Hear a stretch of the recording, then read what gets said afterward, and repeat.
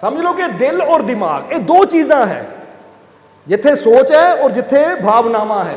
हुण तुसीं की करना है, अपने दिलों दिमाग दे विच, दिमाग विच विश्वास और दिल विच प्रेम, क्योंकि प्रेम हमेशा इत्थे हुंदा, प्रेम दिमाग 'च नहीं हुंदा। समझदे हो कि नहीं? और जिहड़ा विश्वास है ना, वो हमेशा इत्थे पैदा करना पैंदा अपनी सोच अंदर, कि मैनूं अपने मालिक ते पूरा विश्वास है। इसलिए अपने दिमाग दे विच, अपनी सोच विच विश्वास और अपने हिरदे दे विच प्रेम इन्ना भरपूर कर लो कि अपने दिलों दिमाग नूं प्रेम और विश्वास नाल भर लो, और फिर उहदे दरवाजे ते लिख के ला दो, इत्थे जगह है नहीं, हाउसफुल। समझदे हो कि नहीं? हुण कोई डर आवे, कोई चिंता आवे, कोई टेंशन आवे, कोई फिक्र आवे, तो फिर की कहना, भाई तेरे वास्ते अंदर हुण जगह नहीं है, जा चली जा इत्थों, जा दूर हो जा, क्योंकि हुण मेरे अंदर इन्ना मालिक दा प्यार है, इन्ना मालिक दा विश्वास भरिया है कि हुण चिंता वास्ते, डर वास्ते, टेंशन वास्ते कोई जगह है ही नहीं। हुण जदों कोई लगे ना कोई टेंशन की गल, तो नाल ही कहो, है इहदे वास्ते जगह मेरे अंदर? नहीं, ये तख्ती लगी हुई है इत्थे। जिदा कई बार बंदा थिएटर च जाता है, कई बार बंदा होटल च जाता है, किसी रेस्टोरेंट च जाता है ना, जिसले अंदर बैठन की जगह ना हो, स्पेस ना हो, तो बंदे बाहर ही रोक दिता जाता कि भाई अंदर जगह है नहीं, किते होर जाओ। कई वेले पार्किंग च बंदा गड्डी फुल होंदी, पार्किंग फुल होंदी, तो बंदा गड्डी लैके जाता है, तो उस वेले की कहते हैं, भाई अगे लै जा गड्डी, इत्थे पार्किंग फुल है। हुण इसी तरह अपने दिमाग नूं विश्वास नाल फुल कर लो, और अपने हिरदे नूं प्रेम नाल फुल कर लो, और उपर तख्ती ला दो हाउसफुल, या हिंदी जी पंजाबी कह लो इत्थे जगह है नहीं, ताकि किसी किस्म की चिंता आंदियां देखो तो पहले ही कह दो आ रही है, पर इनू तो जगह ही है नहीं इत्थे, क्योंकि प्रेम नाल भरपूर है, विश्वास नाल भरपूर है, इनू जगह कित्थे है? कोई डर आ रहा है, कोई फिक्र है नहीं, जगह आएगी चली जाएगी, क्योंकि जो जगह ही ना देवांगे तो फिर आप ही सोचो किधर जाएगी, फिर उन्हें कितना कितने तो जाना ही पेगा। इसलिए चेक करो अपने आप को, ये अंदर कोई टेंशन है, चिंता है किसी चीज़ नूं लैके, तो हुण इहनूं कढ दिओ और विश्वास नूं भरपूर कर लो। जरा समझना सारिਆਂ ने। और इसे एक गल कहांगे भी डरन की जरूरत भी की है। जरा सोचो, परमात्मा ने मिट्टी का पुतला बना के इहदे अंदर अपनी आत्मा रखी, अपनी आत्मा इसके अंदर रखी, और वो शक्तिशाली परमात्मा ने अपना अंश इहदे अंदर रखिया। वो एडी शक्तिशाली आत्मा इहदे अंदर इसलिए नहीं रखी कि तुसी डरदे फिरो, तुसी चिंता करदे फिरो, बल्कि वो शक्तिशाली परमात्मा ने ये शक्तिशाली आत्मा इसलिए रखी कि तुहाडे जीवन च जिद्दां दे मर्जी हालात होण, तुसी उहदा मुकाबला करन नूं हमेशा तैयार होवो कि हालात बड़े नहीं है, पर मेरे अंदर जो अंश है ना परमात्मा दी, वो आत्मा बहुत बड़ी है, बहुत शक्तिशाली है, जिन्हों कोई हालात हरा नहीं सकते।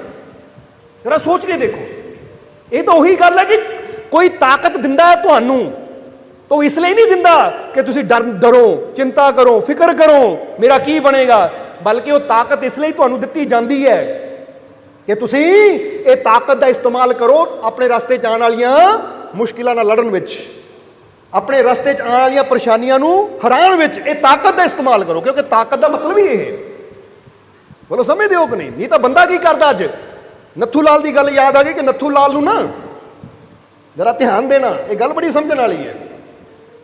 एक कंपनी दे विच नत्थू लाल नू रख लिया गया, यानी एक कंपनी ज्वाइन कर ली, और नत्थू लाल का काम की सी, एक कंपनी के पैसे लैके इधरों वो दूजे बंदियां नू देने, कदी एक 10 लाख होना, कदी 20 लाख होना टैची दे विच, और नाल ही कंपनी के मालिक ने नत्थू लाल नूं एक रिवॉल्वर दे दिता, पिस्टल दे दिता कि लै भी ये रिवॉल्वर, ये पिस्टल इसलिए है क्योंकि तेरा कैश का काम है, इधरों कैश उधर लेके जानी है, रास्ते च कोई चोर उचक्का आंदा तो तू इहदा अपने कोल रख इहनूं, तेरी सेफ्टी वास्ते।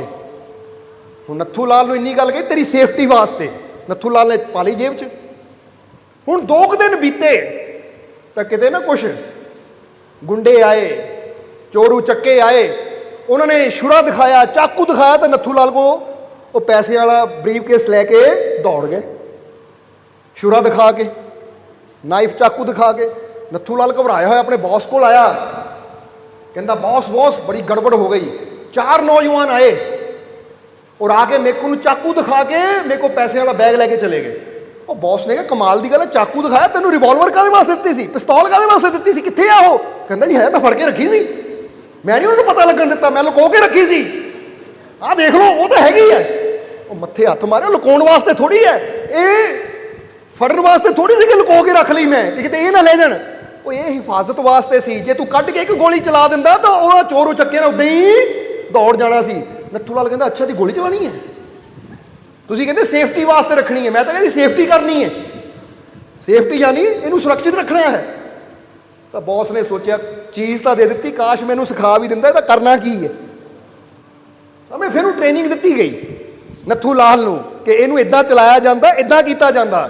ਜਦੋਂ ਨੱਥੂ ਲਾਲ ਨੂੰ ਉਹ ਪਿਸਤੌਲ ਦੀ ਤਾਕਤ ਦਾ ਪਤਾ ਲੱਗਾ ਕਿ ਇਹਦੇ ਨਾਲ ਕੀ ਹੋ ਸਕਦਾ, ਤਾਂ ਮੁੜ ਕੇ ਸਾਰੀ ਜ਼ਿੰਦਗੀ ਕਿਸੇ ਦੀ ਹਿੰਮਤ ਨਹੀਂ ਪਈ ਉਹਦੇ ਕੋਲੋਂ ਲੁੱਟ ਖੋਹ ਕਰਨ ਦੀ, ਕਿਉਂਕਿ ਉਹਨੂੰ ਤਾਕਤ ਦਾ ਪਤਾ ਲੱਗ ਗਿਆ ਤਾਂ ਇਸਤੇਮਾਲ ਕਿੱਦਾਂ ਕਰਨਾ ਹੈ।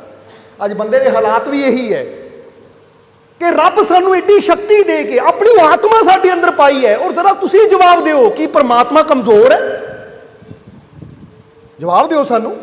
ਜਿਹਨੂੰ ਈਸ਼ਵਰ ਕਿਹਾ ਜਾਂਦਾ, ਅੱਲਾ ਕਿਹਾ ਜਾਂਦਾ, ਵਾਹਿਗੁਰੂ ਕਿਹਾ ਜਾਂਦਾ, ਅਕਾਲ ਪੁਰਖ ਕਿਹਾ ਜਾਂਦਾ ਹੈ, ਜਿਸ ਨੂੰ ਕਈ ਨਾਮ ਗੁਰੂਆਂ ਰਹਿਬਰਾਂ ਨੇ ਦਿੱਤੇ ਹੈ, ਉਹ ਪਰਮ ਸ਼ਕਤੀ, ਜਿਹਨੂੰ ਸ਼ਕਤੀਸ਼ਾਲੀ ਕਿਹਾ ਜਾਂਦਾ ਹੈ, ਸ਼ਕਤੀਮਾਨ ਕਿਹਾ ਜਾਂਦਾ ਹੈ, ਕੀ ਉਹ ਕਮਜ਼ੋਰ ਹੈ?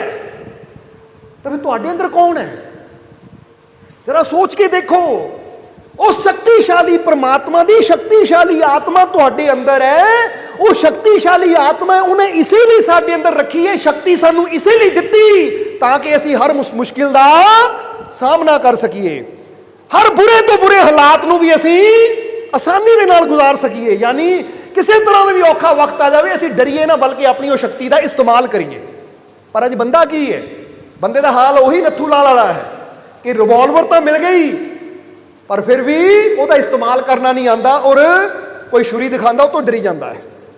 ਅੱਜ ਬੰਦੇ ਮੋਰੇ ਵਿੱਚ ਛੋਟੇ ਛੋਟੇ ਹਾਲਾਤ ਆਉਂਦੇ ਹੈ, ਛੋਟੀ ਛੋਟੀਆਂ ਪਰੇਸ਼ਾਨੀਆਂ ਆਉਂਦੀਆਂ, ਬੰਦਾ ਡਰ ਕੇ ਬਹਿ ਜਾਂਦਾ ਹੈ ਔਰ ਇਹ ਨਹੀਂ ਸੋਚਦਾ ਕਿ ਮੇਰੇ ਅੰਦਰ ਏਡੀ ਸ਼ਕਤੀਸ਼ਾਲੀ ਪਰਮਾਤਮਾ ਦੀ ਸ਼ਕਤੀ ਹੈ, ਉਹ ਕਾਹਦੇ ਵਾਸਤੇ, ਉਹਦਾ ਇਸਤੇਮਾਲ ਮੈਂ ਕਦੋਂ ਕਰਨਾ ਹੈ। ਇਸ ਲਈ ਯਾਦ ਰੱਖੋ, ਇਹ ਸ਼ਕਤੀ ਦਾ ਇਸਤੇਮਾਲ ਉਹੀ ਕਰ ਸਕਦਾ ਜਿਹਦੇ ਅੰਦਰ ਵਿਸ਼ਵਾਸ ਹੁੰਦਾ ਹੈ ਕਿ ਮੈਂ ਕਮਜ਼ੋਰ ਨਹੀਂ ਹਾਂ।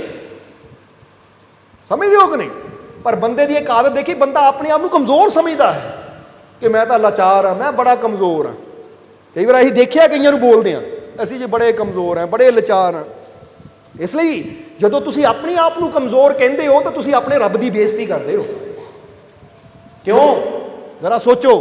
ਇਹ ਤਾਂ ਉਹੀ ਗੱਲ ਹੈ ਨਾ ਕਿ ਇੱਕ ਬਾਦਸ਼ਾਹ ਤੁਹਾਨੂੰ ਕਰੋੜਾਂ ਦਾ ਖਜ਼ਾਨਾ ਦੇ ਦਿੰਦਾ ਤਾਂ ਤੁਸੀਂ ਫੇਰ ਕਹਿੰਦੇ ਜੀ ਮੈਂ ਬੜਾ ਗਰੀਬ ਹਾਂ। ਤਾਂ ਬਾਦਸ਼ਾਹ ਨੇ ਕਹਿੰਦਾ ਕਮਾਲ ਦੀ ਗੱਲ ਹੈ, ਐਡਾ ਵੱਡਾ ਖਜ਼ਾਨਾ ਦੇ ਦਿੱਤਾ ਹਾਲੇ ਵੀ ਗਰੀਬ ਕਹਿੰਦਾ, ਤਾਂ ਮੇਰੀ ਬੇਇੱਜ਼ਤੀ ਹੈ, ਤੋਹੀਨ ਹੈ ਮੇਰੀ। ਇੱਕ ਬੱਚਾ BA ਦਾ MA ਦਾ ਸਰਟੀਫਿਕੇਟ ਲੈ ਰਿਹਾ ਹੈ, ਟੀਚਰ ਉਹਨੂੰ ਸਰਟੀਫਿਕੇਟ ਦੇ ਰਿਹਾ ਹੈ, ਤਾਂ ਬੱਚਾ ਕਹੇ ਮੈਂ ਤਾਂ ਅਨਪੜ੍ਹ ਜੀ, ਮੈਨੂੰ ਕਿਉਂ ਦੇ ਰਹੇ ਹੋ? ਤਾਂ ਮਾਸਟਰ ਨੇ ਕਹਿਣਾ ਕਮਾਲ ਦੀ ਗੱਲ ਹੈ, 15 ਸਾਲ ਲਾ ਕੇ ਤੈਨੂੰ ਪੜ੍ਹਾ ਕੇ ਇੱਥੇ ਤੱਕ ਲਿਆਂਦਾ, ਇੰਨੀ ਮਿਹਨਤ ਕੀਤੀ, ਐਡਾ ਵੱਡਾ ਸਰਟੀਫਿਕੇਟ ਤੈਨੂੰ ਦੇ ਰਹੇ ਆ, ਫਿਰ ਆਪਣੇ ਆਪ ਨੂੰ ਅਨਪੜ੍ਹ ਕਹੀ ਜਾਂਦਾ ਆ, ਇਹ ਤਾਂ ਤੋਹੀਨ ਕਰ ਰਿਹਾ ਤੂੰ ਸਾਡੇ ਕਾਲਜ ਦੀ। ਇਸੇ ਤਰ੍ਹਾਂ ਜਦੋਂ ਛੋਟੀ ਛੋਟੀਆਂ ਮੁਸੀਬਤਾਂ ਤੋਂ ਅਸੀਂ ਡਰ ਜਾਂਦੇ ਆ ਨਾ, ਛੋਟੀ ਛੋਟੀਆਂ ਮੁਸੀਬਤਾਂ ਤੋਂ ਅਸੀਂ ਦੌੜਦੇ ਆ, ਨਿਰਾਸ਼ ਹੋ ਕੇ ਬਹਿ ਜਾਂਦੇ ਆ, ਛੋਟੀ ਛੋਟੀਆਂ ਬਿਮਾਰੀਆਂ ਤੋਂ ਡਰ ਕੇ ਨਿਰਾਸ਼ ਹੋ ਕੇ ਬਹਿ ਜਾਂਦੇ ਆ, ਤੇ ਇਹਦਾ ਮਤਲਬ ਹੈ ਅਸੀਂ ਆਪਣੇ ਰੱਬ ਦੀ ਤੋਹੀਨ ਕਰ ਰਹੇ ਹਾਂ। ਉਹ ਐਡਾ ਪਰਮ ਸ਼ਕਤੀਸ਼ਾਲੀ ਸਾਡੇ ਨਾਲ ਹੋਵੇ, ਜ਼ਰਾ ਸੋਚੋ, ਐਡਾ ਪਰਮ ਸ਼ਕਤੀਸ਼ਾਲੀ ਸਾਡੇ ਨਾਲ ਹੋਵੇ, ਉਹਦੀ ਸ਼ਕਤੀ ਸਾਡੇ ਅੰਦਰ ਹੋਵੇ, ਤੇ ਅਸੀਂ ਮੁਸੀਬਤਾਂ ਤੋਂ ਡਰ ਜਾਈਏ, ਹਾਲਾਤਾਂ ਤੋਂ ਡਰ ਜਾਈਏ, ਇਹ ਬੇਇੱਜ਼ਤੀ ਨਹੀਂ ਤਾਂ ਹੋਰ ਕੀ ਹੈ ਕਿ ਨਹੀਂ ਤੋਹੀਨ? ਜ਼ਰਾ ਸੋਚੋ। ਹੁਣ ਇੱਕ ਬਾਪ ਤੁਰਿਆ ਹੋਵੇ ਨਾ ਆਪਣੇ ਬੱਚੇ ਦੇ ਨਾਲ, ਬੱਚੇ ਨੂੰ ਗੋਦ 'ਚ ਉਠਾਇਆ ਹੋਵੇ, ਤਾਂ ਅੱਗੇ ਛੋਟਾ ਜਿਹਾ ਕੋਈ ਚੂਹਾ ਹੋਵੇ ਜਾਂ ਛੋਟੀ ਜਿਹੀ ਕੋਈ ਚੀਜ਼ ਹੋਵੇ ਤਾਂ ਬੱਚਾ ਡਰੀ ਜਾਵੇ, ਉਹ ਬਾਪ ਨੇ ਕਹਿਣਾ ਪੁੱਤ ਮੈਂ ਤੇਰੇ ਨਾਲ ਆ, ਫੇਰ ਡਰੀ ਜਾਂਦਾ, ਇੰਨਾ ਤਾਂ ਮੇਰੇ ਤੇ ਵਿਸ਼ਵਾਸ ਕਰ ਕਿ ਮੈਂ ਤੇਰੇ ਨਾਲ ਆ। ਜੇ ਤੂੰ ਹਾਲੇ ਵੀ ਡਰੀ ਜਾਂਦਾ ਤਾਂ ਮਤਲਬ ਤੈਨੂੰ ਮੇਰੇ ਤੇ ਵਿਸ਼ਵਾਸ ਹੈ ਨਹੀਂ ਕਿ ਮੇਰਾ ਬਾਪ ਇਹ ਕੁੱਤੇ ਤੋਂ ਬਿੱਲੇ ਤੋਂ ਮੈਨੂੰ ਬਚਾ ਲਏਗਾ। ਫਿਰ ਇਹਦਾ ਮਤਲਬ ਬਾਪ ਨੂੰ ਛੋਟਾ ਸਮਝ ਲਿਆ ਤਾਂ ਕੁੱਤੇ ਬਿੱਲੇ ਨੂੰ ਬੜਾ ਸਮਝ ਲਿਆ ਕਿ ਜਿਹੜਾ ਡਰੀ ਜਾਂਦੇ ਆ। ਹੁਣ ਤੁਸੀਂ ਰੱਬ ਨੂੰ ਬੜਾ ਸਮਝਦੇ ਹੋ ਜਾਂ ਆਪਣੀਆਂ ਮੁਸੀਬਤਾਂ ਨੂੰ ਬੜਾ ਸਮਝਦੇ ਹੋ? ਜਵਾਬ ਦਿਓ ਸਾਨੂੰ। ਉਹ ਪਰਮਾਤਮਾ ਬੜਾ ਹੈ ਜਾਂ ਤੁਹਾਡੀਆਂ ਪਰੇਸ਼ਾਨੀਆਂ ਬੜੀਆਂ ਹੈ? ਤੁਹਾਡੇ ਹਾਲਾਤ, ਬੰਦਾ ਕਹਿੰਦਾ ਮੇਰੇ ਬਹੁਤ ਬੁਰੇ ਹਾਲਾਤ ਹੈ, ਹੋਰ ਜਿੰਨੇ ਮਰਜ਼ੀ ਬੁਰੇ, ਪਰ ਰੱਬ ਦੀਆਂ ਰਹਿਮਤਾਂ ਤੋਂ ਜ਼ਿਆਦਾ ਨਹੀਂ ਹੋ ਸਕਦੇ। ਸਮਝਦੇ ਹੋ ਕਿ ਨਹੀਂ? ਪੂਰੀ ਦੁਨੀਆ ਦਾ ਕਹਿੰਦੇ ਸਾਗਰ ਵੀ ਮਿਲ ਜਾਵੇ ਨਾ ਤਾਂ ਉਹਦੀਆਂ ਰਹਿਮਤਾਂ ਦੇ ਇੱਕ ਕਤਰੇ ਤੋਂ ਵੀ ਬੜਾ ਛੋਟਾ ਹੈ। ਇਹ ਗੱਲ ਯਾਦ ਰੱਖਣਾ। ਕਹਿੰਦੇ ਹੈ ਤਾਂ ਹੀ ਤਾਂ ਕਿਹਾ ਹੈ कि मैं सागर भी किसी गैर के हाथों से ना लूं, तू कतरा भी दे दे तो समुंदर है मुझे। एक सूफी फकीर शायर ने किया है कि कोई गैर होवे ना कवे कि मैं तेनू पूरा सागर दूंगा, तो कहते किसी गैर दे कोलों सागर भी मैं लैण नूं तैयार नहीं, पर वो मेरा रब एक कतरा भी मैनू देण नूं तैयार होवे ना तो मैं सिर वढ़ के चरनां 'च रख देवां कि ऐ खुदा, ऐ मेरे मालिक, जे कतरा तेरी रहमत दा मिल जावे तो ये बड़े बड़े समुद्रां नालों भी बड़ा है, क्योंकि समुंदर खत्म हो सकते हैं पर तेरी रहमत दा कतरा ये खत्म नहीं हो सकता। जब मौज में आई बो रह रहे कतरे को समुंदर कर डाला, यही तो उसकी रहमत है। हुण तुसीं अपनी मुसीबतां नूं बड़ा समझदे हो, तुसीं अपने दुखां नूं बड़ा समझदे हो, अपनी बीमारियां नूं बड़ा समझदे हो, अपनी टेंशनां नूं बड़ा समझदे हो, या फिर उसकी रहमत नूं, उसकी किरपा नूं। तां जरा याद रखो, जे असीं कहंदे हां कि मैं अपने रब की रहमत नूं बड़ा समझदा हां, तो फिर रहमत नूं बड़ा समझो, टेंशनां दुखां तकलीफां नूं छोटा बना दो, परवाही ना करो। ठीक है, जिद्दां दस्सिया हल करना है पर डरना नहीं है, क्योंकि हर चीज़ का हल मेरे मालिक ने रखिया होया है। अपने अंदर विश्वास रखना है, क्योंकि जिथे दुनिया हल करना पावे उत्थे उसदी रहमत हल कर दी है, पर हल है, बोलो है या नहीं? यही तो कहते उसदी रहमत, यही तो कहते उसदी बख्शिश। क्योंकि जदों बंदा ये विश्वास करता है कि मेरे नाल है मेरा पिता, और ये मुसीबतां, ये परेशानियां, ये बीमारियां तो छोटी छोटियां रस्ते च आने वाली छोटी छोटियां रुकावटां आ, तो जे मैं अपने बाप दे नाल तुरिया ना, उसदी बांह फड़ के, उसदी उंगल फड़ के, तो फिर ये छोटी छोटियां परेशानियां तो डरन की लोड़ नहीं, क्योंकि मैनू इन्हां मुश्किलों चों पार कराने वाला मेरा बाप, मेरा पिता, मेरा मालिक मेरे नाल है। फिर वो निश्चिंत रहता है, निडर रहता है। इसलिए अज तो निडर हो जाओ। समझते हो कि नहीं? इनू कहते अपने आप का अंदर ज्ञान होना, अपने आप की अंदर समझ होनी कि वो परम शक्तिशाली परमात्मा ने अपनी शक्ति इसलिए साडे अंदर नहीं रखी कि असीं डरदे फिरीए, कमज़ोर होकर एवं डरी जाइए, चिंता करी जाइए, बल्कि परम पिता परमात्मा ने इसलिए साडे अंदर शक्ति रखी है कि जे साडे मोरे किद्दां दे भी हालात आन, जैसे मर्जी हालात आन, असीं डरीए ना, बल्कि उन्हां हालातां दा सामना करिए। और ये याद रखिए कि असीं कमज़ोर नहीं हाँ, साडे अंदर वो शक्तिशाली परमात्मा की शक्ति है। इसलिए अपने आप को एक गल भावना देनी है कि मैं कमज़ोर नहीं हाँ, मेरे अंदर शक्तिशाली परमात्मा की असीम शक्ति है। कह दो मेरे अंदर शक्तिशाली परमात्मा की असीम, मेरे अंदर शक्तिशाली परमात्मा की असीम, मेरे अंदर शक्तिशाली परमात्मा की असीम। बस इनू फील भी करना है, अगर है तो फिर वो शक्तिशाली परमात्मा की नहीं कर सकता। समझते हो कि नहीं? इस करके असी सवाल करीदा ना कि पूरी साइंस, पूरी दुनिया की साइंस मिलकर भी एक मुर्दे अंदर जान नहीं पा सकती। है कोई साइंस इदा की जान पा देवे? पर हुण जरा सोचो, वो रब की रहमत चाहे तो पै सकती है कि नहीं? उसकी रहमत होवे तो हो सकती है कि नहीं? यानी बंदे के दिमाग को भी पता है, क्योंकि किते ना किते बंदे की सोच को भी पता है कि जिहड़ा काम कोई नहीं कर सकता उसकी रहमत वो कर सकती है। ताही तो असीं कहते हैं, अज फिर कहांगे कि चमत्कार ते यकीन रखो कि मेरे मालिक की रहमत, मेरे रब की रहमत किसी वेले भी चमत्कार कर सकती है। क्योंकि जिहड़ा चमत्कार ते यकीन करता है, उसदे जीवन च चमत्कार हुंदे भी जरूर है, ये गल याद रखना। और जिहड़ा कहता कि चमत्कार हुंदे ही नहीं है नहीं कोई चमत्कार हुंदे, तो जरा गौर करना, जिहड़ा विश्वास नहीं करता उसदे जीवन च फिर कोई चमत्कार हुंदा भी है नहीं, फिर उसदा घाटा किहनूं पैंदा है? बोलो समझदे हो कि नहीं? उसदा घाटा फिर किहनूं पैंदा है? इंसान नहीं पैंदा है। इसलिए अपने अंदर विश्वास रखो, अपने अंदर यकीन रखो, क्योंकि हमेशा दसिया जाता कि आने वाला पल परमात्मा के हाथ च है, वो प्रभु के हाथ च है। तो जिहड़ी चीज़ उसदे हाथ च है वो कोई भी चमत्कार कर सकता है, क्योंकि उसदी मौज है, कुछ भी कर सकता है। इसलिए विश्वास रखो कि ठीक है, अज मेरे जीवन च अंधेरी रात है तो मालिक की रहमत होएगी, तो सवेर भी जरूर आएगी, प्रकाश भी खुशियां का जरूर आएगा। और मैनू इंतजार है कि मेरे जीवन च भी विश्वास है चमत्कार जरूर होएगा। और ये विश्वास नाल ही असंभव संभव होने शुरू हो जाते हैं, ना मुमकिन मुमकिन होने शुरू हो जाती है।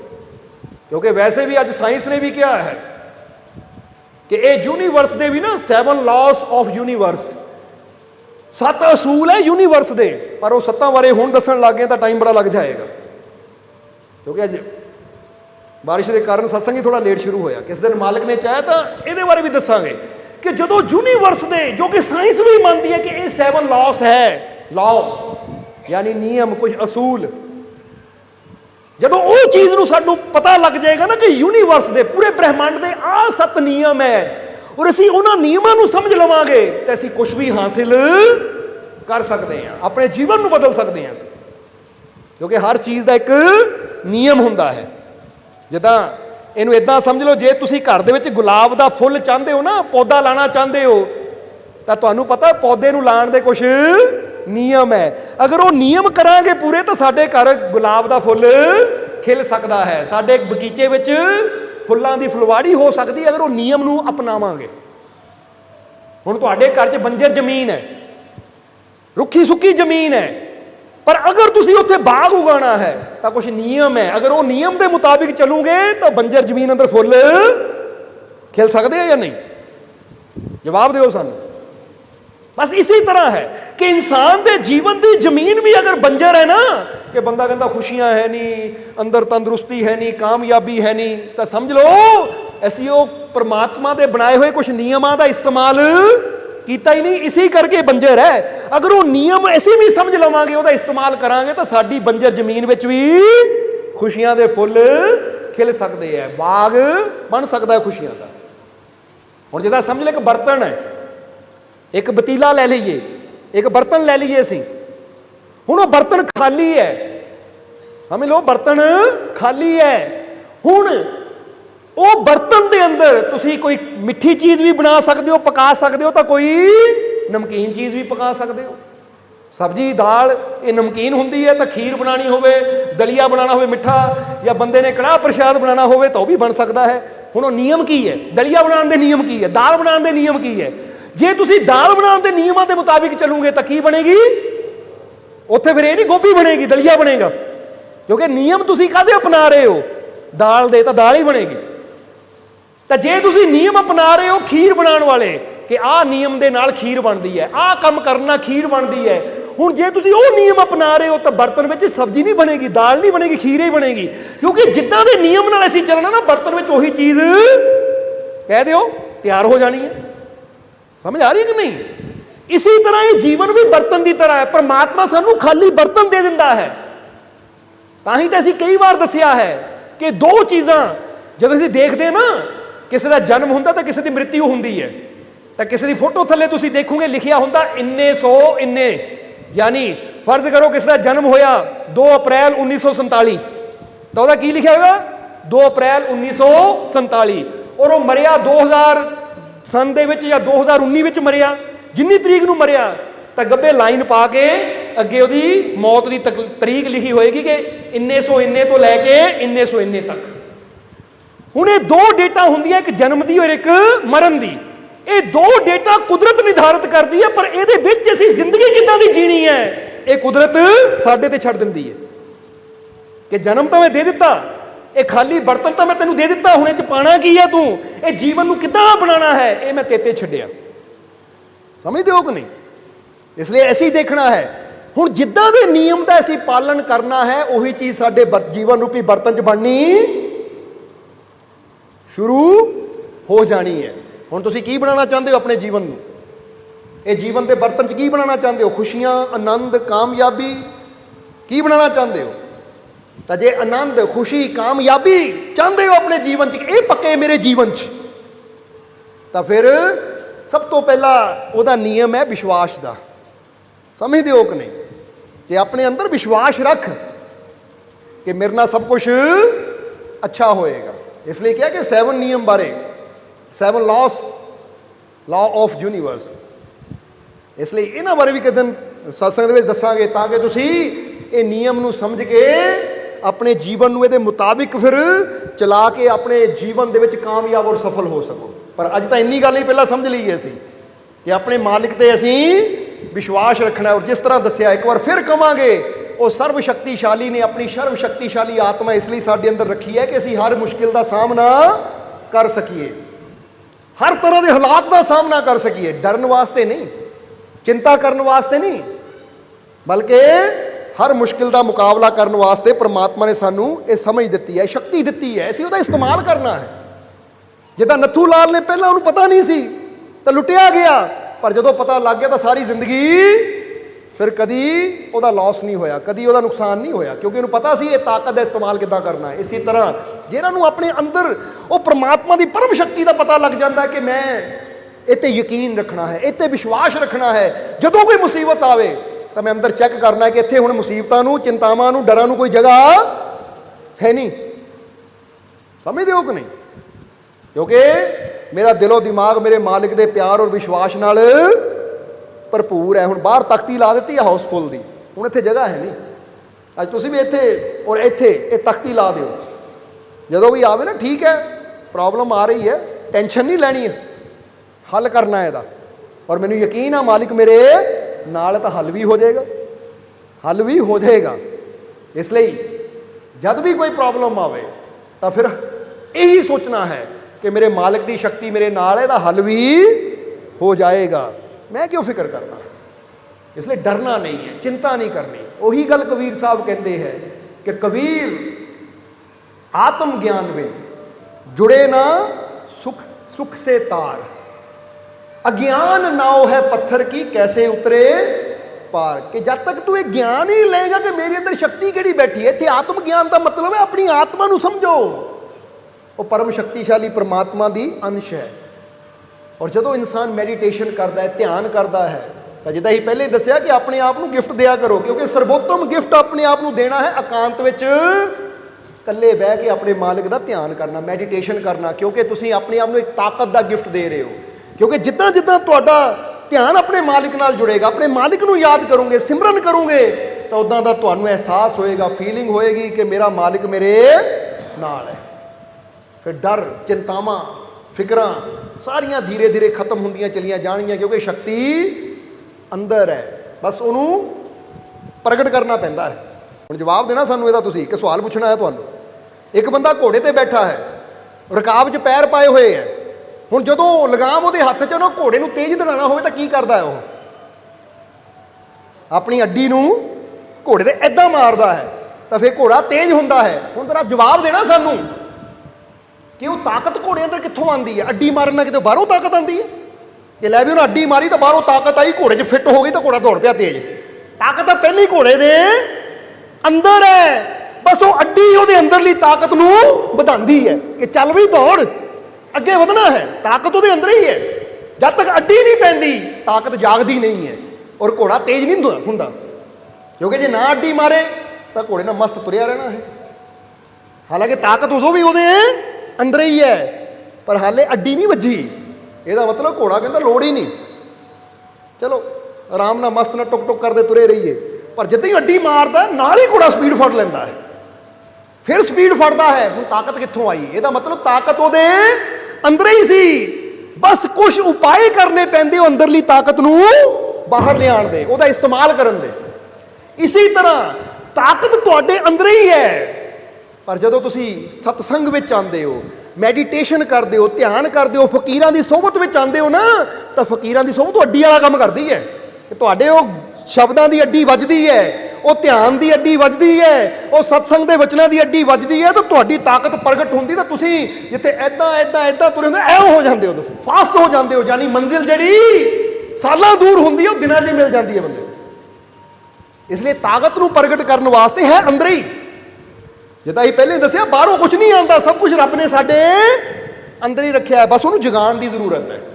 ਬੀਜ ਦੇ ਅੰਦਰੋਂ ਹੀ ਬ੍ਰਿਕਸ਼ ਹੈ, ਉਹਨੂੰ ਪ੍ਰਗਟ ਕਰਨ ਦੀ ਜ਼ਰੂਰਤ ਹੈ। ਪੱਥਰ ਦੇ ਅੰਦਰ ਹੀ ਮੂਰਤ ਹੈ, ਉਹਨੂੰ ਪ੍ਰਗਟ ਕਰਨ ਦੀ ਜ਼ਰੂਰਤ ਹੈ, ਕਿਉਂਕਿ ਹਰ ਚੀਜ਼ ਅੰਦਰ ਹੀ ਹੁੰਦੀ ਹੈ। ਗੰਨੇ ਦੀ ਮਿਠਾਸ ਕਿੱਥੇ ਹੁੰਦੀ ਹੈ? ਅੰਦਰ ਹੀ ਹੁੰਦੀ ਹੈ ਨਾ, ਬਸ ਪੋਰੀ ਨੂੰ ਛਿੱਲਣ ਦੀ ਲੋੜ ਹੁੰਦੀ ਤਾਂ ਮਿਠਾਸ ਬਾਹਰ ਆ ਜਾਂਦੀ ਹੈ। ਇੱਦਾਂ ਹੀ ਹੁੰਦੀ ਹੈ ਕਿ ਨਹੀਂ? ਤਾਂ ਜੇ ਅਸੀਂ ਹੁਣ ਪੋਰੀ ਨੂੰ ਛਿੱਲੀਏ ਹੀ ਨਾ, ਛਿਲਕਾ ਹੀ ਨਾ ਲਾਈਏ, ਤਾਂ ਮਿਠਾਸ ਵੀ ਹਾਸਿਲ ਨਹੀਂ ਹੋਏਗੀ ਸਾਨੂੰ, ਕਿਉਂਕਿ ਬਾਹਰ ਸਖਤ ਪਰਤ ਹੈ ਪਰ ਅੰਦਰ ਰਸ ਹੈ। ਬਦਾਮਾਂ ਦੀ ਗਿਰੀ ਕਿੱਥੇ ਹੁੰਦੀ ਹੈ? ਨਾਰੀਅਲ ਦਾ ਪਾਣੀ ਜਾਂ ਨਾਰੀਅਲ ਦੀ ਗਰੀ ਕਿੱਥੇ ਹੁੰਦੀ ਹੈ? ਜ਼ਰਾ ਸੋਚੋ। ਉਹ ਕਠੋਰਤਾ ਨੂੰ ਹਟਾਉਣਾ ਪੈਂਦਾ ਹੈ। ਉਹ ਹਟਦੀ ਕਿੱਦਾਂ? ਸੱਟ ਮਾਰਨੀ ਪੈਂਦੀ ਹੈ, ਫਿਰ ਉਹ ਹਟਦੀ ਹੈ ਤਾਂ ਅੰਦਰਲੀ ਮਿਠਾਸ ਪ੍ਰਗਟ ਹੋ ਜਾਂਦੀ ਹੈ। ਚਾਹੇ ਗੰਨੇ ਅੰਦਰ ਹੋਵੇ, ਬਦਾਮ ਅੰਦਰ ਹੋਵੇ, ਗਿਰੀ ਅੰਦਰ ਹੋਵੇ, ਜਾਂ ਕਿਸੇ ਵੀ ਫਲ ਫਰੂਟ ਅੰਦਰ ਦੇਖ ਲਓ ਤੁਸੀਂ। ਇਸੇ ਤਰ੍ਹਾਂ ਕੁਦਰਤ ਨੇ ਸਾਡੇ ਅੰਦਰ ਵੀ ਉਹ ਰਸ ਰੱਖਿਆ ਹੈ, ਉਹ ਮਿਠਾਸ ਰੱਖੀ ਹੈ ਕਾਮਯਾਬੀ ਦੀ, ਸਫਲਤਾ ਦੀ, ਖੁਸ਼ੀਆਂ ਦੀ, ਆਨੰਦ ਦੀ, ਉਹ ਸ਼ਕਤੀ ਹੈ ਸਾਡੇ ਅੰਦਰ। ਬਸ ਸਾਨੂੰ ਵੀ ਥੋੜੀ ਜਦੋਂ ਸੱਟ ਪੈਂਦੀ ਹੈ ਨਾ ਸ਼ਬਦਾਂ ਦੀ, ਸੰਤਾਂ ਦੇ ਵਚਨਾਂ ਦੀ, ਤਾਂ ਫਿਰ ਸਾਡੀ ਛੁਪੀ ਤਾਕਤ ਵੀ ਇਦਾਂ ਹੀ ਜਾਗਦੀ ਜਿੱਦਾਂ ਘੋੜੇ ਦੇ ਅੰਦਰ ਤਾਕਤ ਤਾਂ ਹੈ, ਪਰ ਜਦ ਤੱਕ ਅੱਡੀ ਨਾ ਵੱਜੇ ਪ੍ਰਗਟ ਨਹੀਂ ਹੁੰਦੀ, ਉਹਦਾ ਇਸਤੇਮਾਲ ਨਹੀਂ ਕਰ ਪਾਉਂਦਾ ਉਹ।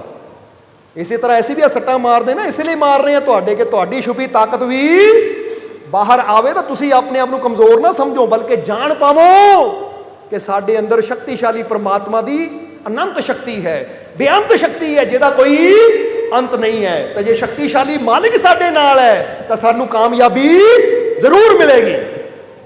ਇਸ ਲਈ ਕਹਿ ਦਿਓ ਆਪਣੇ ਅੰਦਰ ਕਿ ਜੇ ਮਾਲਿਕ ਸਾਡੇ ਨਾਲ ਹੈ ਤਾਂ ਸਾਨੂੰ ਕਾਮਯਾਬੀ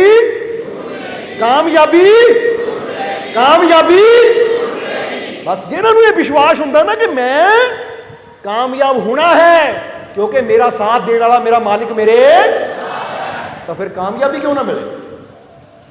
ਕਿਉਂਕਿ ਉਹ ਤਾਂ ਕਿਸੇ ਮੈਦਾਨ 'ਚ ਨਹੀਂ ਹਾਰਿਆ ਤਾਂ ਨਾ ਕਦੀ ਹਾਰ ਸਕਦਾ ਹੈ।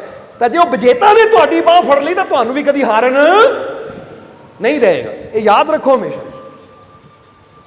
ਜੇ ਹੁਣ ਹਾਰਿਆ ਹੋਇਆਂ ਦੀ ਸੰਗਤ ਕਰੋਗੇ ਤਾਂ ਫਿਰ ਤਾਂ ਤੁਸੀਂ ਵੀ ਹਾਰਨਾ ਹੀ ਹੈ, ਤਾਂ ਜੇ ਵਿਜੇਤਾ ਦੀ ਸੰਗਤ ਕਰੋਗੇ ਤਾਂ ਫਿਰ ਤੁਸੀਂ ਵੀ ਵਿਜੇਤਾ ਬਣਨਾ ਹੈ, ਜਿੱਤਣਾ ਹੈ ਤੁਸੀਂ ਵੀ, ਕਿਉਂਕਿ ਇਹ ਸੰਗਤ ਦਾ ਅਸਰ ਹੈ। ਤਾਂ ਹੀ ਤਾਂ ਕਹਿੰਦੇ ਮੈਂ ਨੀਵਾਂ ਮੇਰਾ ਮੁਰਸ਼ਦ ਉੱਚਾ, ਉੱਚੀਆਂ ਦੇ ਸੰਗ ਲਾਈ, ਸਦਕੇ ਜਾਵਾਂ ਇਹਨਾਂ ਉੱਚੀਆਂ ਤੋਂ ਜਿਹਨਾਂ ਨੀਵਿਆਂ ਨਾਲ। ਇਹੀ ਤਾਂ ਹੁੰਦਾ ਹੈ ਕਿ ਉੱਚੇ ਨਾਲ ਯਾਰੀ ਲਾਵਾਂਗੇ ਤਾਂ ਬਾਹ ਫੜ ਕੇ ਸਾਨੂੰ ਵੀ, ਜਰਾ ਗੌਰ ਕਰਨਾ, ਤੁਸੀਂ ਇੱਕ ਅਨਪੜ੍ਹ ਬੱਚੇ ਨੂੰ ਕਿਹਦੇ ਕੋਲ ਭੇਜ ਦਿਓ ਪੜ੍ਹਨ ਵਾਸਤੇ? ਟੀਚਰ ਕੋਲ ਭੇਜ ਦਿਓ, ਕਿਉਂਕਿ ਪਤਾ ਹੈ ਇਹ ਬੱਚਾ ਇੱਥੇ ਹੈ, ਅਨਪੜ੍ਹ ਹੈ, ਤਾਂ ਟੀਚਰ ਇੱਥੇ ਹੈ। ਹੁਣ ਕਦੀ ਇਦਾਂ ਨਹੀਂ ਹੋਇਆ ਕਿ ਬੱਚਾ ਅਨਪੜ੍ਹ ਹੈ ਤਾਂ ਮਾਸਟਰ ਨੂੰ ਖਿੱਚ ਕੇ ਅਨਪੜ੍ਹ ਕਰ ਦੇਵੇ? ਹੋ ਸਕਦਾ ਇਦਾਂ? ਬੋਲੋ, ਸਮਝਦੇ ਹੋ ਕਿ ਨਹੀਂ? ਹੁਣ ਤੁਸੀਂ ਜਿੰਨੇ ਮਰਜ਼ੀ ਬੁਰੇ ਹੋਵੋ, ਜਿੰਨੀ ਮਰਜ਼ੀ ਨੀਵੀਂ ਜਗ੍ਹਾ ਹੋਵੋ, ਪਰ ਜਦੋਂ ਮੁਰਸ਼ਿਦ ਦੇ ਨਾਲ ਯਾਰੀ ਲਾ ਲੈਂਦੇ ਹੋ, ਫਕੀਰਾਂ ਨਾਲ ਯਾਰੀ ਲਾ ਲੈਂਦੇ ਹੋ, ਤਾਂ ਤੁਸੀਂ ਫਕੀਰਾਂ ਨੂੰ ਥੱਲੇ ਨਹੀਂ ਲਿਆ ਸਕਦੇ, ਬਲਕਿ ਉਹ ਫਕੀਰ ਬਾਂਹ ਫੜ ਕੇ ਤੁਹਾਨੂੰ ਉੱਪਰ ਲੈ ਜਾਂਦੇ। ਸਮਝ ਦੇਣਾ, ਕਿਉਂਕਿ ਇਹੀ ਤਾਂ ਗੱਲ ਹੈ। ਤਾਂ ਹੀ ਤਾਂ ਕਿ 100 ਬੱਚਾ ਕੀ 1000 ਲੱਖ ਬੱਚਾ ਵੀ ਹੋਵੇ ਨਾ, ਲੱਖ ਅਨਪੜ੍ਹ ਬੱਚਾ ਵੀ ਇੱਕ ਮਾਸਟਰ ਨੂੰ ਅਨਪੜ੍ਹ ਨਹੀਂ ਬਣਾ ਸਕਦਾ, ਪਰ ਮਾਸਟਰ ਚਾਹਵੇ ਤਾਂ ਲੱਖ ਅਨਪੜ੍ਹ ਬੱਚੇ ਨੂੰ ਡਿਗਰੀਆਂ ਤੱਕ ਯਾਨੀ ਪੜ੍ਹਾ ਸਕਦਾ ਹੈ, ਉਹਨਾਂ ਨੂੰ ਡਿਗਰੀ ਲੈਣ ਦੇ ਲਾਇਕ ਬਣਾ ਸਕਦਾ ਹੈ। ਬੋਲੋ, ਹੈਂਦਾ ਕਿ ਨਹੀਂ? ਜਿਹਦਾ ਪੁੱਛੋ ਇੱਕ ਟੀਚਰ ਨੂੰ ਆਪਣੇ ਜੀਵਨ 'ਚ ਕਿੰਨੇ ਬੱਚੇ ਪੜ੍ਹਾਏ, ਬੇਸ਼ੱਕ ਇੱਕ ਵਾਰੀ ਉਹਦੇ ਕਲਾਸ 'ਚ 10 ਬੱਚੇ ਹੋਣ, 50 ਹੋਣ, ਪਰ ਉਹ ਕਹੇਗਾ ਜੀਵਨ 'ਚ ਮੈਂ ਹਜ਼ਾਰਾਂ ਬੱਚੇ ਪੜ੍ਹਾਏ ਹੈ, ਕਿਉਂਕਿ ਹਰ ਸਾਲ ਨਵੇਂ ਬੱਚੇ ਮੇਰੇ ਕੋਲ ਆਉਂਦੇ ਹੈ, ਕਦੀ ਟਿਊਸ਼ਨ ਦੇ ਰੂਪ 'ਚ, ਕਦੀ ਸਕੂਲ ਦੇ ਰੂਪ 'ਚ। ਮੈਂ ਕਿੰਨੇ ਬੱਚੇ ਪੜ੍ਹਾਏ? ਹਜ਼ਾਰਾਂ ਬੱਚੇ ਪੜ੍ਹਾਏ ਹੈ। ਹੁਣ ਹਜ਼ਾਰਾਂ ਅਨਪੜ੍ਹ ਬੱਚੇ ਪੜ੍ਹ ਗਏ ਟੀਚਰ ਕੋਲੋਂ, ਪਰ ਕਦੀ ਟੀਚਰ ਨੇ ਇਹ ਨਹੀਂ ਕਿਹਾ ਉਹ ਹਜ਼ਾਰਾਂ ਨੇ ਮੈਨੂੰ ਅਨਪੜ੍ਹ ਕਰ ਦਿੱਤਾ, ਜਾਂ ਹਜ਼ਾਰਾਂ ਨੂੰ ਪੜ੍ਹਾਉਂਦੇ ਮੈਂ ਅਨਪੜ੍ਹ ਹੋ ਗਿਆ। ਨਹੀਂ, ਇਦਾਂ ਕਦੀ ਹੋਇਆ? ਕਿਉਂ?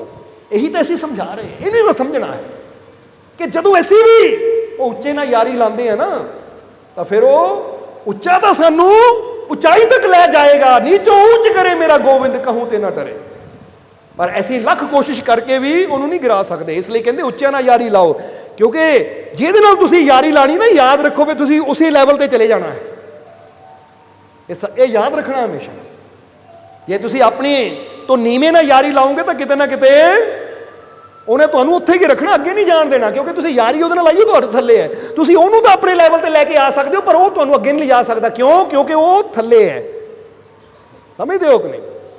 ਪਰ ਜਦੋਂ ਹੀ ਤੁਸੀਂ ਯਾਰੀ ਉੱਪਰਲੇ ਨਾਲ ਲਾਉਂਦੇ ਹੋ ਤਾਂ ਤੁਹਾਡੀ ਸੰਭਾਵਨਾ ਵੱਧ ਜਾਂਦੀ ਕਿ ਹੁਣ ਤੁਸੀਂ ਵੀ ਇੱਥੋਂ ਉੱਥੇ ਪਹੁੰਚ ਜਾਵੋ। ਸਮਝਦੇ ਹੋ ਕਿ ਨਹੀਂ? ਹੁਣ ਇਹਨੂੰ ਇਦਾਂ ਵੀ ਸਮਝ ਲਓ, ਇੱਕ ਬੱਚਾ 5ਵੀਂ ਕਲਾਸ 'ਚ ਪੜ੍ਹ ਰਿਹਾ ਹੈ, ਆਖਰਲੇ ਵਚਨ ਹੈ, ਫਿਰ ਸਤਸੰਗ ਦੀ ਸਮਾਪਤੀ ਕਰਾਂਗੇ। ਇੱਕ ਬੱਚਾ 5ਵੀਂ ਕਲਾਸ 'ਚ ਪੜ੍ਹ ਰਿਹਾ ਹੈ, ਹੁਣ ਇੱਕ ਬੱਚਾ 3ਜੀ ਕਲਾਸ 'ਚ ਪੜ੍ਹ ਰਿਹਾ ਹੈ। ਹੁਣ 5ਵੀਂ ਬੱਚੇ ਵਾਲੇ ਨਾਲ 3ਜੀ ਕਲਾਸ ਵਾਲੇ ਦੀ ਯਾਰੀ ਹੋ ਜਾਵੇ ਤਾਂ ਹੁਣ 3ਜੀ ਕਲਾਸ ਵਾਲੇ ਬੱਚੇ ਨੂੰ ਫਾਇਦਾ ਕੀ ਹੋਏਗਾ ਕਿ ਉਹ 5ਵੀਂ ਕਲਾਸ ਵਾਲੇ ਤੋਂ ਗਿਆਨ ਲੈ ਕੇ ਆਸਾਨੀ ਨਾਲ ਪਾਸ ਹੋ ਕੇ 5ਵੀਂ ਤੱਕ ਪਹੁੰਚ ਸਕਦਾ ਹੈ। ਪਰ ਜਰਾ ਸੋਚੋ 5ਵੀਂ ਵਾਲੇ ਨੂੰ ਕੀ ਫਾਇਦਾ ਹੋਏਗਾ? ਉਹਨੂੰ ਤਾਂ ਕੋਈ ਫਾਇਦਾ ਨਹੀਂ ਨਾ, ਉਹ ਤਾਂ ਫਿਰ ਰਿਹਾ ਉੱਥੇ ਦਾ ਉੱਥੇ। ਹੁਣ 5ਵੀਂ ਵਾਲੇ ਨੂੰ ਫਾਇਦਾ ਕਦੋਂ ਹੋਏਗਾ? ਜਦੋਂ 5ਵੀਂ ਵਾਲਾ 10ਵੀਂ ਵਾਲੇ ਨਾਲ ਯਾਰੀ ਲਾਏਗਾ, ਕਿਉਂਕਿ ਉਹਨੂੰ ਫਾਇਦਾ ਆਪਣੇ ਤੋਂ ਉੱਚੇ ਨਾਲ ਯਾਰੀ ਲਾਉਣ 'ਚ ਹੈ, ਜੇ ਉਹਨਾਂ ਉੱਪਰ ਜਾਣਾ ਹੈ। ਤਾਂ ਜੇ ਉਹ ਕਹੇ ਲੈ ਆ 3ਜੀ ਵਾਲੇ ਤਾਂ ਮੇਰੇ 100 ਯਾਰ ਹੈ, ਆ ਪਹਿਲੀ ਵਾਲੇ ਤਾਂ ਮੇਰੇ ਹਜ਼ਾਰਾਂ ਹੀ ਯਾਰ ਹੈ, ਤਾਂ ਭਾਈ ਪਹਿਲੀ ਵਾਲੇ ਹਜ਼ਾਰਾਂ ਵੀ ਹੋਣਗੇ ਨਾ, ਉਹ ਤੈਨੂੰ 5ਵੀਂ 'ਚੋਂ 10ਵੀਂ ਤੱਕ ਨਹੀਂ ਲੈ ਕੇ ਜਾ ਸਕਦੇ, ਉਹ ਤੈਨੂੰ 5ਵੀਂ 'ਚ ਰੱਖਣਗੇ। ਪਰ ਜੇ 10ਵੀਂ ਵਾਲਾ, 12ਵੀਂ ਵਾਲਾ, MBA BA ਇੱਕ ਵੀ ਤੇਰਾ ਯਾਰ ਹੈ ਨਾ, ਸੱਚਾ ਯਾਰ ਹੈ, ਤਾਂ ਉਹ ਤੈਨੂੰ ਉੱਥੇ ਤੱਕ ਲੈ ਕੇ ਜਾਣ 'ਚ ਮਦਦ ਜ਼ਰੂਰ ਕਰੇਗਾ। ਇਸ ਲਈ ਯਾਰ ਹਜ਼ਾਰਾਂ ਨਹੀਂ, ਯਾਰ ਇੱਕੋ ਹੀ ਬਹੁਤ ਹੈ, ਅਗਰ ਉਹ ਉੱਚਾ ਹੋਵੇ, ਸੱਚਾ ਹੋਵੇ। ਸਮਝ ਆ ਰਹੀ ਸਾਡੀ ਗੱਲ? ਇਸ ਲਈ ਮਹਾਭਾਰਤ ਪੜ੍ਹ ਕੇ ਦੇਖੋ ਕਿ ਪਾਂਡਵਾਂ ਦੀ ਪੂਰੀ ਸੈਨਾ ਉਹ ਨਹੀਂ ਕਰ ਪਾਈ ਜੋ ਇਕੱਲੇ ਕਿਹਨੇ ਕਰ ਦਿੱਤਾ? ਸ਼੍ਰੀ ਕ੍ਰਿਸ਼ਨ ਨੇ ਕਰ ਦਿੱਤਾ, ਆਪਣੀ ਸਲਾਹ ਦੇ ਨਾਲ ਹੀ, ਆਪਣੇ ਗਿਆਨ ਦੇ ਨਾਲ ਹੀ। ਕਿਉਂਕਿ ਭੀਸ਼ਮ ਪਿਤਾਮਾ ਵਰਗੇ, ਗੁਰੂ ਦ੍ਰੋਣ ਵਰਗੇ, ਆਪਣੇ ਜਿੰਨੇ ਵੀ, ਜਾਈ ਕਹ ਲਈ ਕੰਸ ਸੀ ਐਡਾ ਵੱਡਾ ਸਮਰਾਟ ਰਾਜਾ, ਸ਼੍ਰੀ ਕ੍ਰਿਸ਼ਨ ਨੇ ਹੱਥਿਆਂ ਨੇ ਕੱਲਿਆਂ ਨਹੀਂ ਜਾ ਕੇ ਐਡੇ ਵੱਡੇ ਰਾਜੇ ਨੂੰ ਚਿੱਤ ਕਰ ਦਿੱਤਾ। ਫਿਰ ਉਧਰ ਮਹਾਭਾਰਤ ਦੀ ਜੰਗ ਲੈ ਲਈਏ ਕਿ ਚਾਹੇ ਗੁਰੂ ਦ੍ਰੋਣ ਵਰਗੇ ਸੀ, ਭੀਸ਼ਮ ਪਿਤਾਮਾ ਵਰਗੇ ਬੜੇ ਬੜੇ ਧੁਨਰਧਰ ਸੀ, ਯੋਧਾ ਸੀ, ਔਰ ਚਾਹੇ ਕਰਨ ਵਰਗੇ ਯੋਧਾ ਸੀ ਜਿਹੜੇ ਕਿ ਅਰਜੁਨ ਤੋਂ ਬਹੁਤ ਉੱਪਰ ਸੀ, ਔਰ ਫਿਰ ਵੀ ਉਹਨਾਂ ਦਾ ਅੰਤ ਹੋਇਆ। ਇਹ ਅਰਜੁਨ ਦੀ ਉਹ ਨਹੀਂ ਸੀ ਕਿ ਅਰਜੁਨ ਦੀ ਬਹਾਦਰੀ ਸੀ, ਇਹ ਸ਼੍ਰੀ ਕ੍ਰਿਸ਼ਨ ਦਾ ਗਿਆਨ ਸੀ, ਸਮਝ ਸੀ ਕਿ ਉਹ ਅਰਜੁਨ ਨੂੰ ਸਮਝਾਉਂਦੇ ਗਏ ਤਾਂ ਅਰਜੁਨ ਉੱਦਾਂ ਕੰਮ ਕਰਦਾ ਗਿਆ ਤਾਂ ਉਹਦੀ ਜਿੱਤ ਹੁੰਦੀ ਚਲੀ ਗਈ। ਇਸ ਲਈ ਲਾਸਟ ਵਿੱਚ ਪਾਂਡਵਾਂ ਨੇ ਕੀ ਕਿਹਾ ਸੀ ਕਿ ਜੇ ਸ਼੍ਰੀ ਕ੍ਰਿਸ਼ਨ ਸਾਡੇ ਨਾਲ ਨਾ ਹੁੰਦੇ ਤਾਂ ਸਾਡੀ ਜਿੱਤ ਕਦੀ। ਇਹਦਾ ਮਤਲਬ ਉਹਨਾਂ ਪੂਰੀ ਸੈਨਾ ਨੂੰ ਸ਼੍ਰੇਅ ਨਹੀਂ ਦਿੱਤਾ, ਉਹਨਾਂ ਪਤਾ ਸੀ ਪੂਰੀ ਸੈਨਾ ਮਿਲ ਕੇ ਉਹ ਨਹੀਂ ਕਰ ਸਕਦੀ ਜੋ ਇਹ ਇਕੱਲੇ ਕਰ ਸਕਦੇ ਆ, ਜੋ ਇਕੱਲਿਆਂ ਨੇ ਕਰ ਦਿੱਤਾ। ਇਸ ਲਈ ਯਾਰ ਤਾਂ ਇੱਕੋ ਹੀ ਬਹੁਤ ਹੈ, ਅਗਰ ਉਹ ਸਹੀ ਸਲਾਹਕਾਰ ਹੋਵੇ, ਸਹੀ ਮੰਜ਼ਿਲ ਦੀ ਤਰਫ ਲੈ ਕੇ ਜਾਣ ਵਾਲਾ ਹੋਵੇ, ਤਾਂ ਜੋ ਇਕੱਲੇ ਨੇ ਕਰ ਦੇਣਾ ਨਾ, ਉਸ ਲੱਖਾਂ ਸਾਡੇ ਯਾਰ ਨਹੀਂ ਕਰ ਸਕਦੇ। ਇਸ ਲਈ ਇੱਕ ਵਾਰ ਫਿਰ ਕਵਾਂਗੇ ਕਿ ਜੇ ਤੁਸੀਂ 5ਵੀਂ ਚੋਂ ਜਾਂ 10ਵੀਂ ਚੋਂ ਨਾ, ਤਾਂ 10ਵੀਂ ਤੋਂ ਥੱਲੇ ਤੁਸੀਂ ਹਜ਼ਾਰਾਂ ਹੀ ਯਾਰ ਬਣਾ ਲਓ, ਉਹ ਤੁਹਾਡੇ ਲੈਵਲ ਨੂੰ ਅਪ ਨਹੀਂ ਕਰ ਸਕਦੇ। ਉਹਨਾਂ ਨੂੰ ਫਾਇਦਾ ਜ਼ਰੂਰ ਹੋਏਗਾ, ਉਹ ਤੁਹਾਡੇ ਤੋਂ ਫਾਇਦਾ ਲੈ ਸਕਦੇ, ਪਰ ਤੁਹਾਨੂੰ ਉਹਨਾਂ ਤੋਂ ਕੋਈ ਫਾਇਦਾ ਨਹੀਂ ਹੋਏਗਾ, ਕਿਉਂਕਿ ਤੁਹਾਡਾ ਲੈਵਲ ਨਹੀਂ ਵਧੇਗਾ। ਪਰ ਜਿੱਦਾਂ ਹੀ ਤੁਸੀਂ ਆਪਣੇ ਤੋਂ ਉੱਚੇ ਨਾਲ ਯਾਰੀ ਲਾ ਲਈ ਤਾਂ ਉੱਥੋਂ ਹੀ ਤੁਹਾਨੂੰ ਫਾਇਦਾ ਹੋਣਾ ਸ਼ੁਰੂ ਹੋ ਜਾਏਗਾ, ਕਿਉਂਕਿ ਹੁਣ ਤੁਹਾਨੂੰ ਉਹ ਨੌਲੇਜ ਮਿਲੇਗੀ, ਉਹ ਗਿਆਨ ਮਿਲੇਗਾ ਜਿਹੜਾ ਉਸਨੇ, ਜਿੰਦਾ ਫਰਜ਼ ਕਰੋ ਕਿਸੇ ਨੇ BA ਕੀਤੀ ਹੈ, ਹੁਣ ਉਹਨੇ BA ਕਰ ਜਿੰਨੇ ਸਾਲ ਲਾਏ ਹੈ, ਉਹ 10ਵੀਂ ਵਾਲੇ ਬੱਚੇ ਨੂੰ ਉਹ ਗਿਆਨ ਕੁਝ ਘੰਟਿਆਂ 'ਚ ਹੀ ਦੇ ਸਕਦਾ ਹੈ, ਕੁਝ ਮਿੰਟਾਂ 'ਚ ਹੀ ਦੇ ਸਕਦਾ ਹੈ ਕਿ ਵੀ ਆਹ ਕਰ ਲੈ, ਆਹ ਕਰ ਲੈ, ਇੱਦਾਂ ਕਰ ਲੈ, ਇਹਦਾ ਫਾਇਦਾ ਹੈ ਤੈਨੂੰ। ਸਮਝ ਆ ਰਹੀ ਨਹੀਂ ਸਾਡੀ ਗੱਲ?